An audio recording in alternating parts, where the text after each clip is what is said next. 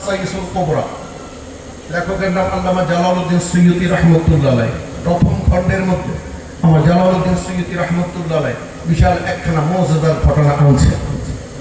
আমার আদম সফিউল্লাহ আলাইহিস সালাতু ওয়াস সালাম দুনিয়া থেকে তাশরীফ নেবেন, ইন্তেকাল করবেন। এখানে অনেকে প্রশ্ন করে, গতকালও প্রশ্ন করেছিল যে মানুষ যখন ইন্তেকাল করে তখন মানুষের যে আযাব হয়, এই আযাবটা কিসের উপর হয়? অনেকে বলেন রূহের উপর, অনেকে বলেন আত্মার উপর। সম্মানিত হাজিরিন, আপনি আয়াতটা পড়ে দেখুন। মেহেরবানি করে আমার ভাইদেরকে, বন্ধুদেরকে, মুরব্বীদেরকে বলবো যে আপনারা অবশ্যই কোরআন শরীফ পড়বেন।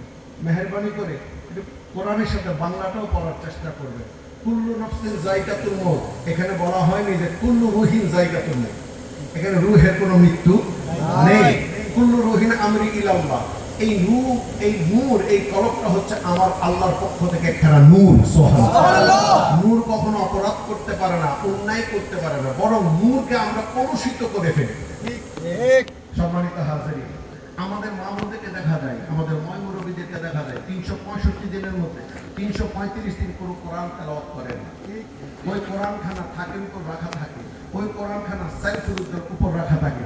কিছুদিন পর যখন দেখা যায় তাদের বাড়িতে বেড়াতে গেলাম, দেখা যাবে ওই কোরআনের সাথে মাকড়সার জালি জড়িয়ে গেছে, ওই কোরআনের সাথে ময়লা যুক্ত হয়ে গেছে। বললাম ভাই একটা কোরআন শরীফ এনে দিন, তখন সেটাকে মুছে আনতে হয়। জিজ্ঞেস করলাম ভাই আপনি কোরআন মুছলেন কেন? এতদিন কি কোরআন মোছা হয়নি? বলে ভাই আর কখনো নামানো হয়নি, সেই রমজানে নামিয়েছিলাম। ঠিক না? মানে এমনও মানুষ আমাদের মাঝে আছে কিনা? এমন মা বোনরা আছে 30 দিন পবিত্র রমজানুল মুবারকে 30 দিন কোনো মতে হাঁ হু করে 10 দিন করে 3 পারা 3 খতম কোরআন দিয়ে মসজিদের মধ্যে জিলাপি পাঠিয়ে বলেন আমার স্ত্রী কোরআন খতম দিয়েছে। তোমার স্ত্রী এবার কেন কোরআন খতম দিল? গত মাসে কি হয়েছে? ঠিক কিনা? তাই আমি আপনাদের অনুরোধ করবো মেহেরবানি করে কোরআন পড়বেন, সাথে বাংলাটাও একটু পড়ার চেষ্টা করবেন। বাংলাটা করে আমি আপনাকে বলছি না তাফসীর করবেন, আপনি বাংলাটা করে আপনার বিবেকের কাছে প্রশ্ন করবেন এখানে কি বলা হয়েছে। তাহলে আপনার বিবেক আপনাকে বলে দিবে, কারণ বিবেকটা হচ্ছে নূর। যেটা আমাকে বলা হয়েছে তসকরা মাহফিল, এখানে মাহফিল করানো ব্যাপার তারা ছিল না। সম্মানিত হাজিরিন, হযরত আদম সফিউল্লাহ আলাইহিস সালাতু ওয়াস সালাম ইন্তেকাল করেছেন। আপনি ইন্তেকাল করবেন। আপনি ইন্তেকাল করলে আপনার নফস মারা যাবে, আপনার আত্মা বা রূহ মারা যাবে না, বরং আমাদের অপরাধ, সুদ, ঘুষ, যৌতুক, জিনা, পরের হক গজব, মিথ্যা, চুরি, গীবত, চগলখড়ি, জুয়া খেলা ইত্যাদির কারণে আমাদের রূহের উপর, আমাদের ওই নূরটার উপর একটা মাকড়সার জালি করে যায়, একটা কালিমা লেপন হয়ে যায়। ওই কালিমা মোচন করার জন্য আল্লাহ রাব্বুল ইজ্জত আমাদের শাস্তির ব্যবস্থা করেছেন। ঠিক না ভাই? সম্মানিত হাজিরিন, আদম সফিউল্লাহ আলাইহিস সালাতু ওয়াস সালাম দুনিয়া থেকে তাশরীফ নেবেন। সবাইকে যাইতে হবে, রিটার্নেবল টিকেট। সৌদি আরব যাবেন আপনি উমরা করতে, সৌদি আরব যাবেন আপনি হজ করতে, আপনাকে একসঙ্গে দুটো টিকিট দেওয়া হবে। একটি টিকিট আপনি প্লেনে ওঠার সঙ্গে সঙ্গে এটার কাজ শেষ, আরেকটি টিকিট আপনার হাতে থাকবে। আপনি 1 মাস থাকুন আর 15 দিন থাকুন, 20 দিন থাকুন বা 30 দিন থাকুন, আপনার ওই টিকিট আপনাকে আবার রিটার্ন নিয়ে আসবে। ঠিক তেমনি আমাদের হাতেও দুটো টিকিট রয়েছে, আমরা সেই টিকিটগুলোর খবর রাখি না, আমরা সেই টিকিটগুলো পরিষ্কার পরিচ্ছন্ন করি না, সেই টিকিটগুলোর জন্য আমরা কান্না করি না। একটা টিকিটের আস্তে আস্তে মেয়াদ শেষ হয়ে যাচ্ছে, আরেকটা টিকিটের মেয়াদ বেড়ে যাচ্ছে, কখনো খবর রেখেছেন? সম্মানিত হাজিরিন, নামাজ পড়ছেন, রোজা রাখছেন, কোন নামাজ পড়ছেন, কোন রোজা রাখছেন? আল্লাহ তাবারক তাআলা কোরআনুল মাজিদে বলেছেন তোমরা যখন নেশা অবস্থায় থাকো তখন তোমরা নামাজের ধারে কাছে যেও। সালাতুন ইয়া সালামুন ইয়া হাবিবাল্লাহ ইয়া রাসূলুল্লাহ উনজুর হালানা ইয়া হাবিবাল্লাহ ইসমা ক্বালানা সালাতুন ইয়া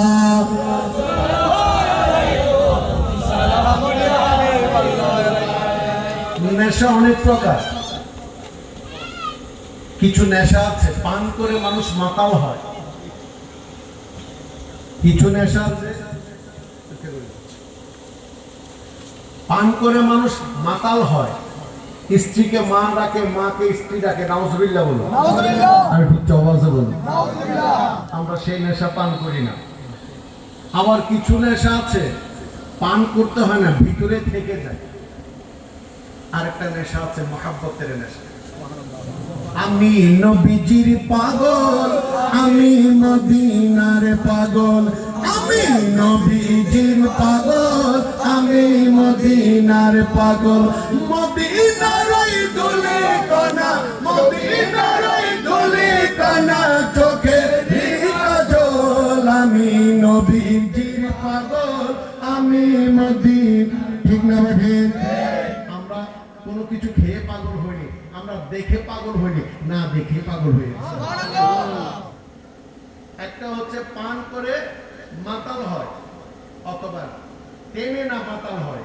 গাঞ্জা, ইয়াবা টেনে খায়, আফিম টেনে খায়, হেরোইন টেনে খায়, মদ পান করে, বিভিন্ন রকমের নেশা বস্তু খেয়ে সে মাতাল হয়।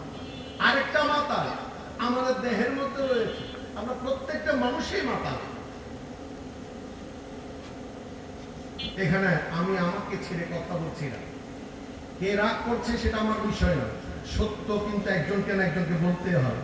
পীর সাহেব মহিষের জন্য মাতাল, পীর সাহেব মুরিদানের জন্য মাতাল, পীর সাহেব অর্থের জন্য মাতাল, আর আপনি আমি গাড়ি, নারী, বাড়ি, অর্থ, অনেক কিছুর জন্য মাতাল। ঠিক না বেঠে? আপনি যখন নামাজে দাঁড়ান, নামাজে দাঁড়াইলেন, আপনার অনেক কিছু মনে পড়ে, আপনার নতুন জুতার কথা মনে পড়ে, আপনার ফেলে আসা হারানো অর্থের কথা মনে পড়ে, আপনি দুনিয়ার মাতাল। ওই নামাজ পড়ে আপনারা রাজি করতে চান? ওই নামাজ পড়ে আপনি জান্নাতে যাইতে চান? আপনি জান্নাতে যাইতে পারেন কিন্তু আল্লাহরে পাবেন। বিষয় দুটি রয়েছে, একটু হচ্ছে আল্লাহকে পাওয়া, আর একটা হচ্ছে জান্নাতি হওয়া।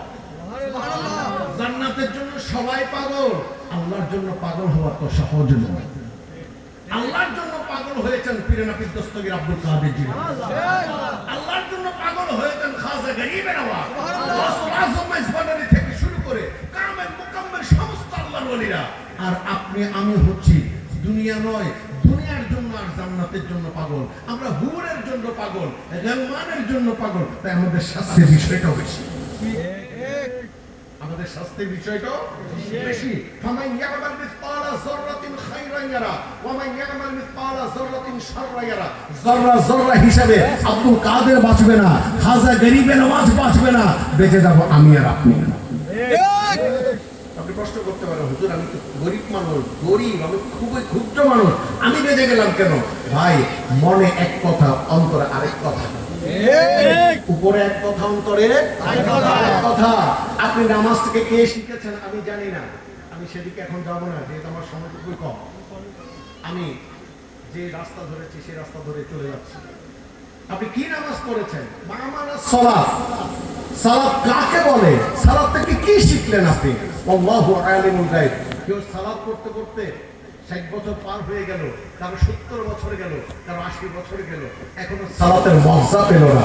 অথচ মাওলানা রুমি রাদিয়াল্লাহু তাআলা আনহু কোরআন পড়েছেন, আপনিও কোরআন পড়েন, আমিও কোরআন পড়ি, পীর মাশায়েখ অনেকে কোরআন পড়ে, আলেম ওলামারা কোরআন পড়ে, কিন্তু মাওলানা রুমি বলতে পেরেছেন মজ্জা কোরআন মগজ হাবর দাশতম উস্তখানে পেশ সাদা আন্দাখতম।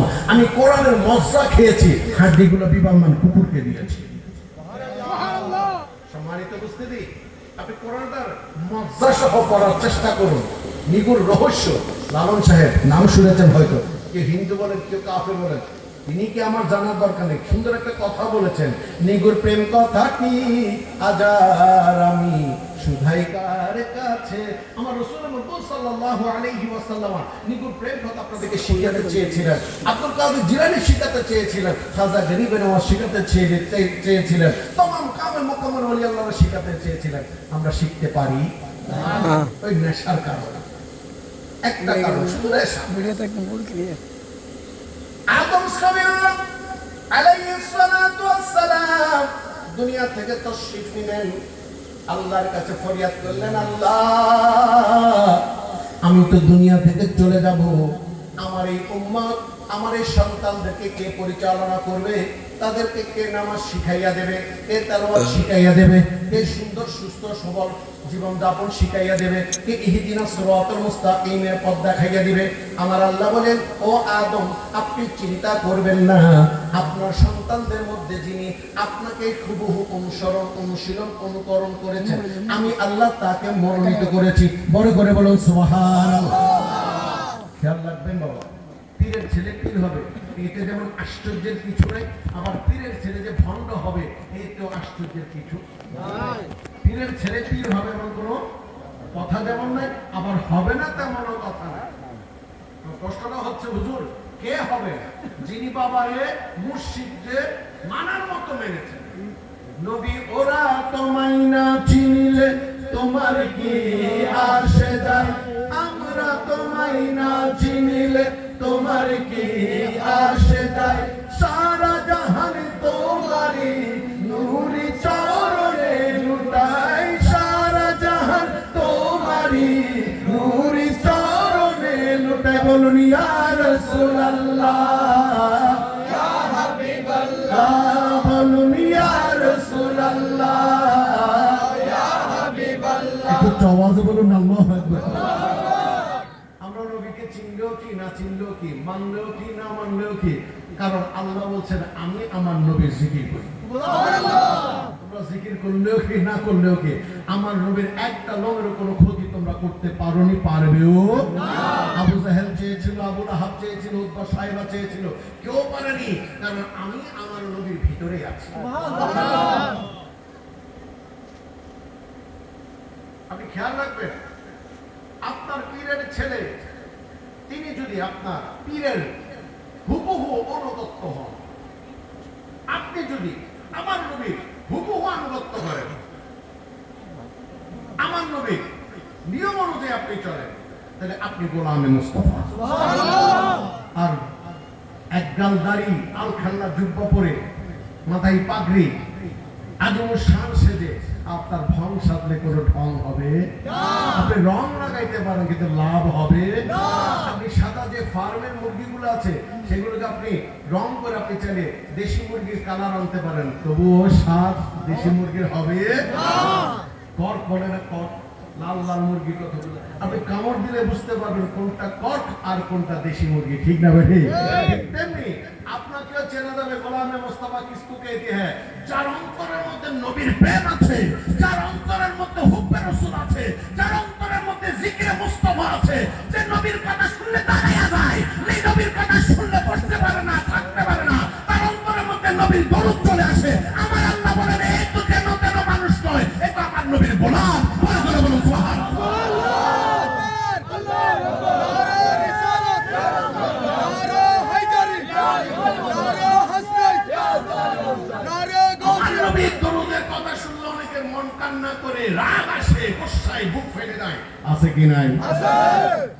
তারা নিজেরা যদি আহলে সুন্নাত ওয়াল জামাত বলে থাকে, তারা কি আসলে আহলে সুন্নাত ওয়াল জামাত হতে পারবে? তারা কখনো গোলামে মুস্তাফা হইতে পারবে? গোলামে মুস্তাফা হওয়ার জন্য প্রথম শর্ত গোলামে বলি হইতে হবে। সুবহানাল্লাহ।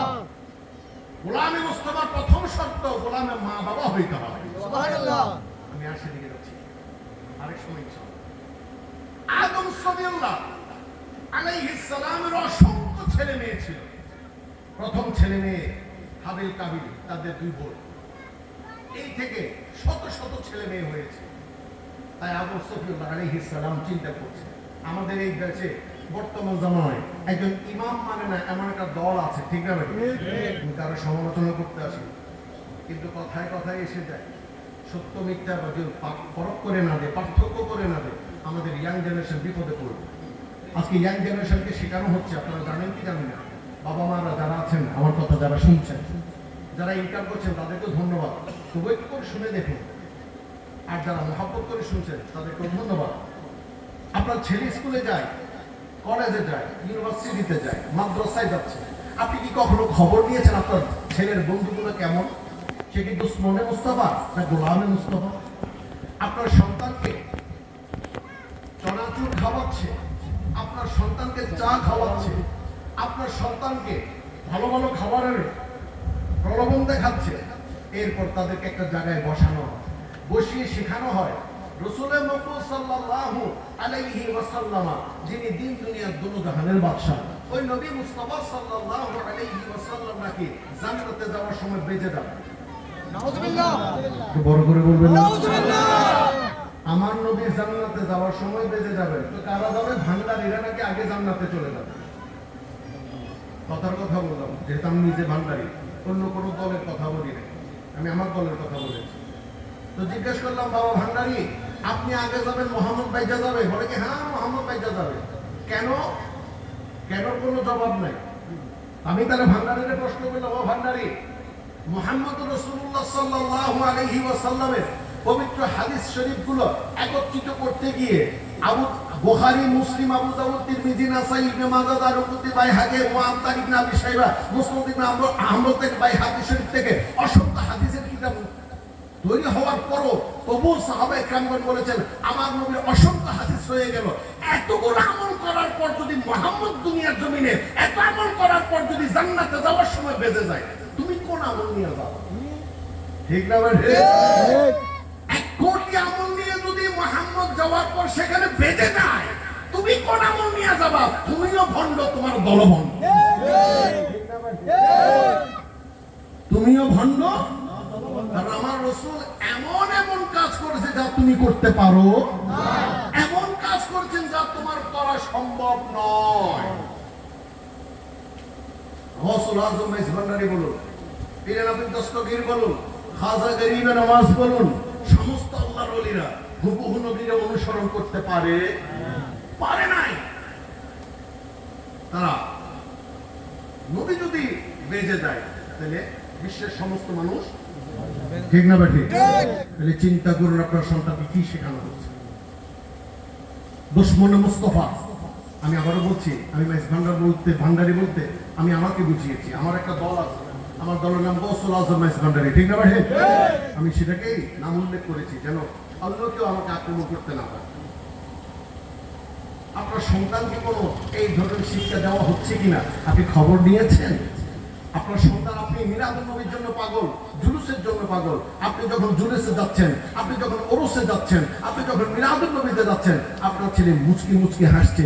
জিজ্ঞেস করলাম, বাবা তুমি হাসছো কেন? বলে, দেখো আমার বাবা পাগল হয়ে গেছে। কেন? বলে, তিনি জুলুসে যাচ্ছেন। জুলুস কি জায়েজ আছে? মিলাদুন নবী কি জায়েজ আছে? বাবা তুমি এখনো জায়েজ না জায়েজ খুঁজবা, মোহাব্বত খুঁজবা না। इश्क नबी दिल में पैदा करो, इश्क नबी दिल में पैदा करो, क्या रसूल खुदा को भूल गए, हाँ भूल गए ओ नबी, इश्क नबी। ফারুক আজম ওমর বিন খাত্তাব রাদিয়াল্লাহু তাআলা আনহু নবীকে কি প্রশ্ন করে ভালোবেসেছিলেন? সিদ্দিক আকবর রাদিয়াল্লাহু তাআলা আনহু নবীকে কি প্রশ্ন করে ভালোবেসেছিলেন? উসমান, আলী, তালহা, জুবাইর, আবু যর গিফারি থেকে শুরু করে সোয়া লক্ষ সাহাবায়ে রিদওয়ানুল্লাহি তাআলা আলাইহিম আজমাইন আমার নবীকে ভালোবেসেছিলেন তাদের প্রেমে পড়ে। সুবহানাল্লাহ। এখানে কোনো ফতোয়ার ধার না। আদম সফিউল্লাহ আলাইহিস সালাতু ওয়াস সালাম বলেন, ইয়া বারেলাহি, আপনি কারে মনোনীত করেছেন? আমার আল্লাহ বলেন শীশ আলাইহিস সালামকে। উচ্চ আওয়াজে বলি সুবহানাল্লাহ। হযরত শীশ আলাইহিস সালাতু ওয়াস সালাম আমাদের দ্বিতীয় নবী। যতটুকু সম্ভব, অনেকে বলেন, বিশেষ করে মুজাদ্দিদ আল-ফিসানি রাদিয়াল্লাহু তাআলা আনহু হযরত শীশ আলাইহিস সালাতু ওয়াস সালাম সম্পর্কে বলেছেন, তার রওজায়ে আকদাস হচ্ছে ভারতবর্ষের পাঞ্জাবের দ্রাস নামক স্থান। জানি না সত্য মিথ্যা, তবে আপনাদের দোয়াতে সেটা জিয়ারত করার তৌফিক হয়েছে। এই শীশ আলাইহিস সালাতু ওয়াস সালাম হচ্ছেন আমাদের দ্বিতীয় নবী। শীশ আলাইহিস সালাতু ওয়াস সালাম কে যখন আল্লাহ মনোনীত করলেন, তাহলে এখান থেকে স্পষ্ট প্রতীয়মান হয়ে যায়। আপনি শামে কারবালা পড়বেন, শফিউ রাবি রাদিয়াল্লাহু তাআলা আনহু, সেখানেও দেখবেন হযরত ইমাম হুসাইন আলাইহিস সালাতু ওয়াস সালাম যখন ওঠের ঘোড়ার উপর সওয়ার হচ্ছিলেন, তখনই হযরত ইমাম জয়নুল আবেদিন বললেন, আব্বা আমার হুকুম দেন, আমি কি করব? যুদ্ধ করব। বলে, বাবা তুমি অসুস্থ, তিনি তার মাথার পাগড়িখানা খুলে তার সন্তানের মাথায় বেঁধে দিয়ে বললেন, তুমি আমার পরবর্তী ইমাম। এখন পীর সাহেব মরতে পারে না, মরতে না মরতে তার নাবালক ছিল পীর হয়ে গেছে। আছে না নাই? আছে। সম্মানিত হাজিরিন, পীরগিরি এত সহজ কথা নয়, বেলায়েতগিরি এত সহজ কথা নয়। এটা আপনার পৈতৃক সম্পত্তি বা মিরাদি সম্পত্তি নয়। আপনি এখান থেকে শিক্ষা নিন। হাসাইসুল কোবরা, আবারও বলছি হাসাইসুল কোবরা, খণ্ড নম্বর 1, লেখকের নাম আল্লামা জালালউদ্দিন সুয়ুতী রাহমাতুল্লাহ আলাইহ, যার অনবদ্য তাফসীরের জালালাইন না পড়লে আলেম হতে পারে না, পীর হতে পারে না। এই কিতাব থেকে বলছি, এই কিতাবের লেখকের একটা কিতাব থেকে বলছি। হযরত আদম সফিউল্লাহ আলাইহিস সালাতু ওয়াস সালাম বললেন, শিশে আমার তো যাওয়ার সময় হয়ে গেছে, আমাকে আল্লাহর সাথে মিলতে হবে। আমি তোমাকে আমার এই মুরিদানদের, এই সন্তানদের, এই সাহাবাদের, এই অনুসারীদের ইমাম নিয়োগ করে যাচ্ছে আল্লাহ তাআলা। শীশ আলাইহিস সালাম বললেন, আব্বা আপনি আমার জন্য দোয়া করবেন, ইনশাআল্লাহ তাআলা আজিজ আমি তাদেরকে সুন্দর সুচারুরূপে পরিচালনা করব। বলে না, শুধু তাই করলে হবে না, তুমি বেশি বেশি ইবাদত করবে। সুবহানাল্লাহ।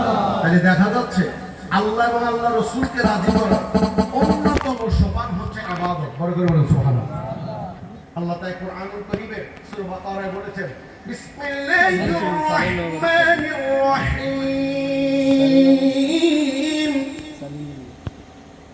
ওয়া মা খালাকতুল জিন্না ওয়াল ইনসা ইল্লা লিয়াবুদুন। মনুষ্য এবং জিন জাতিকে তৈরি করেছে আমার ইবাদত করার জন্য। এবার আপনি ইবাদতের ডেফিনিশন নেবেন। যদি ইবাদতের ডেফিনিশন না বুঝেন, আপনি শুধু মসজিদে পড়ে থাকবেন। আর যদি ইবাদতের ডেফিনিশন আপনি বুঝতে পারেন, তাহলে বুঝবেন যে ইবাদত কত মজা। আমি সেদিকেও যাব না। তাহলে আমাদেরকে বানানো হয়েছে আল্লাহর ইবাদত করার জন্য। শীশ আলাইহিস সালাতু ওয়াস সালাম আল্লাহ বলেন, আমার আদম বলেন, আদম আপনি ইবাদত করবেন, বেশি বেশি আল্লাহর ইবাদত করবেন। আমার শীশ বলেন, আব্বা আমি ইবাদত করব।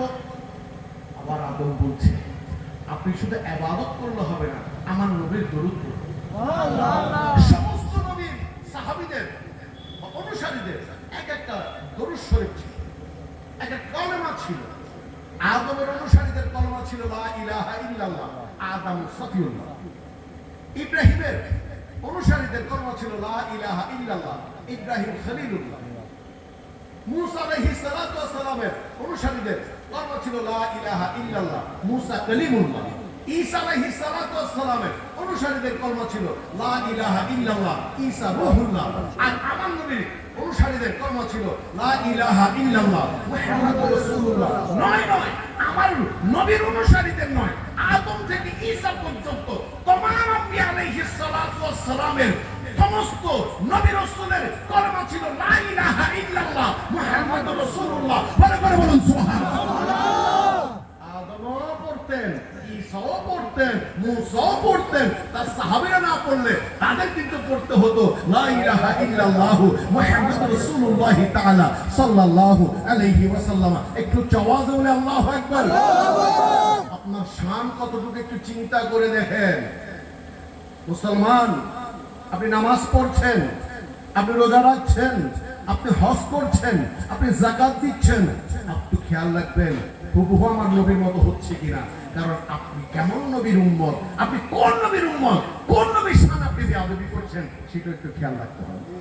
বাবা তোমার সাথে একটু বেয়াদবি করলে তুমি আমাকে ত্যায্য করতে চাও, বাবা তোমার একটু অবাধ্য হলে তুমি আমাকে মারতে চাও, তোমার সম্পত্তি থেকে আমাকে বিতাড়িত করতে চাও, সেদিনকে আমার নবী আমাদেরকে করবেন না? কোন বেসিসে আমরা নবীর উম্মত বলে দাবি করি? আমি সেদিকে যাচ্ছি।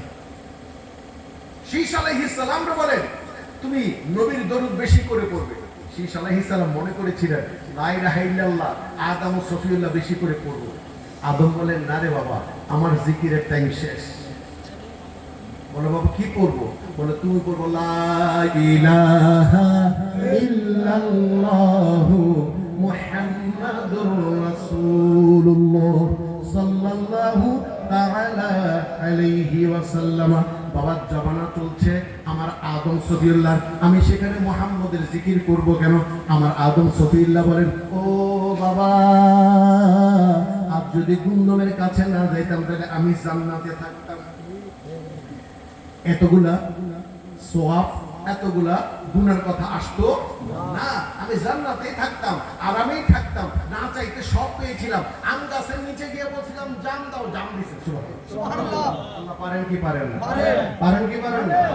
পানি, নদীর পানির কাছে গিয়ে বললাম এক গ্লাস দুধ দাও, নদী দুধ হয়ে গেছে। সুবহানাল্লাহ। বাবা তুমি তো এখানে আসলা কেন? বলো এই কুন্তবের কাছে গেছিলাম, আল্লাহ মানা করছিল, তবুও জেদ করে গেছিলাম। সেই গোসাই আল্লাহ দুনিয়ার জমিনে পাঠাইছিলেন। 300 বছর কান্না করছে। কয়শো বছর? 300 বছর। আচ্ছা বাবারা, 300 বছর কার কাছে কান্না করছে? আল্লাহ। কার বছর? 300 বছর কান্না করছে। দুনিয়ার মানুষ, সমস্ত মানুষ একসঙ্গে কান্না করলো, আদম সফিউল্লাহর এক মাসের কান্নার সমান হবে? 300 বছর কান্না করছে, তবু আল্লাহ ক্ষমা। এটা দেখা যাচ্ছে আপনি 300 বছর নয়, 3000 বছর আল্লাহর কাছে ক্ষমা চাইলে ক্ষমা করবেন না। কেন করবেন না? কেন? আল্লাহ তো কোরআনে বলে দিয়েছেন, বিসমিল্লাহির রাহমানির রাহিম, ওয়ালাউ আন্নাহুম ইয যালামু আনফুসাহুম জাউকা ফাস্তাগফিরুল্লাহ ওয়াস্তাগফারা লাহুমুর রাসূল লাওজাদুল্লাহ তাওয়াবুর রাহিম। একটু চওয়াজ বলুন আলহামদুলিল্লাহ। আমি কথাগুলো মানতে আপনার একটু খারাপ লাগবে, কিন্তু খারাপ লাগবে বাবা, আপনি একটু কোরআন শরীফ খুলে দেখুন। আমি আগেও বলছি, এখনো বলবো, আপনি তাফসীর করবেন না, আপনি অর্থটা পরে চিন্তা করুন। আপনি দুটো হাত মাথায় দিয়ে চিন্তা করুন, আল্লাহ তুমি কি বললা? আমি যখন আমার নফসের উপর জুলুম করব, ওয়ালাউ আন্নাহুম ইয যালামু, তুমি যখন জুলুম করবা, ওয়ালাউ আন্নাহুম ইয যালামু আনফুসাহুম, তোমার নফসের উপর যখন তুমি জুলুম করবা, তুমি মদ খাওয়া, সুদ খাওয়া, ঘুষ খাওয়া, চুরি করবা, জিনা করবা, হ্যাঁ, পরের হক গজব করবা, ইত্যাদি ইত্যাদি যখন করবা, জাউকা ফাস্তাগফিরুল্লাহ, আল্লাহর কাছে ইস্তিগফার করতে যাও, ওয়াস্তাগফারা লাহুমুর রাসূল, তোমার সাথে যদি আমার নবী তোমার জন্য আমার কাছে সুপারিশ করে। নবী ছাড়া নাই সাহারা, নবী ছাড়া নাই সাহারা, জানো দুনিয়া ওয়ালা, নবী মোদের পরশ মনি, নবী গলার মালা, নবী ছাড়া নাই সালাতুল ইয়া রাসূলুল্লাহ।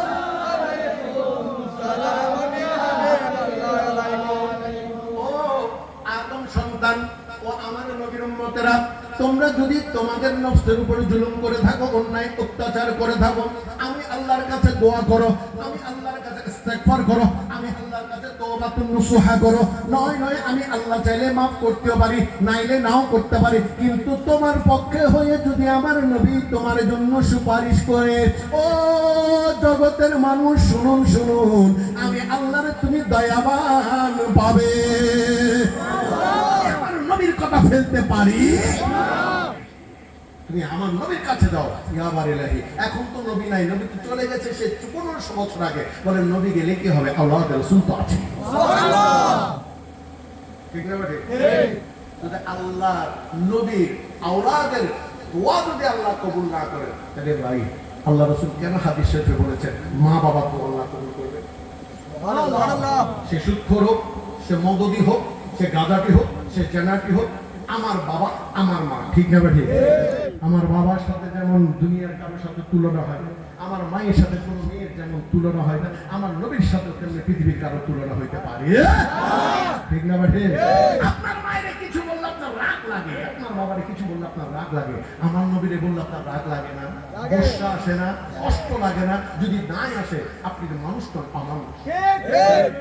আপনি মুসলমান নন, ইম্পসিবল, আপনি কখনো মুসলমান হইতে পারেন না। বুখারী শরীফের প্রথম খণ্ড খুলে দেখুন, নিয়ে আসুন, আমি দেখাইয়ে দেই। আল্লাহ রাসূল বলছেন, ততক্ষণ পর্যন্ত তুমি ইনসানে কামেল হইতে পারো না যতক্ষণ পর্যন্ত তোমার জানের চাইতে বেশি আমি মহব্বতী না হই। সুবহানাল্লাহ। আফসোস, আমরা কোন ঈদে মিলাদুন নবী করছি, কোন জুলুস করছি, কোন নামাজ আদায় করছি, এখানে আমরা নবীর প্রেম জাগ্রত করতে পারিনি। এখানে আমাদের দুনিয়ার প্রেম নিয়ে আমরা মত্ত রয়েছে। আফসোস।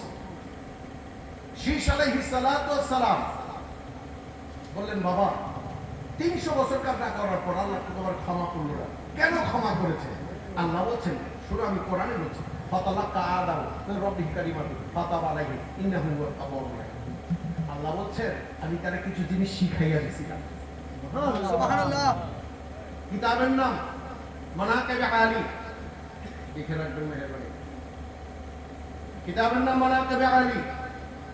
সেখানে কার হাদিসে দেখছেন হযরত সাইয়েদনা ইবনে আব্বাস রাদিয়াল্লাহু তাআলা আনহু সরকারে দো আলম সাইয়েদনা মুহাম্মদ রাসূলুল্লাহ তাআলা সাল্লাল্লাহু আলাইহি ওয়াসাল্লাম থেকে প্রশ্ন করলেন, ইয়া রাসূলুল্লাহ, ইয়া হাবিবাল্লাহ, আল্লাহ তাবারক তাআলা আলাইহি আদম সফিউল্লাহ আলাইহিস সালাতু ওয়াস সালামকে কিছু কথা শিখিয়ে দিয়েছিলেন, আমরা একটু জানতে চাই সেই কথাগুলো কি। আল্লাহ রাসূল মুচকি হেসে বললেন, আমার আল্লাহ আদম এবং মা হাওয়া আলাইহিস সালাতু ওয়াস সালামকে 5টি নাম শিখিয়ে দিয়েছিলেন। সুবহানাল্লাহ। কয়টি নাম? 5টি নাম। 5টি নাম শিখিয়ে দিয়েছিলেন। একটি মুহাম্মদ, একটি আলী, একটি ফাতেমা, একটি হাসান আর একটি হুসাইন। এই পঞ্চতনের নাম ধরে যখন আল্লাহর দরবারে ফরিয়াদ করলেন, আল্লাহ বলেন, আদম তুমি তো আমার কলিজা ধরে টান দিয়েছো, অতএব তোমার আমি ক্ষমা করে দিলাম।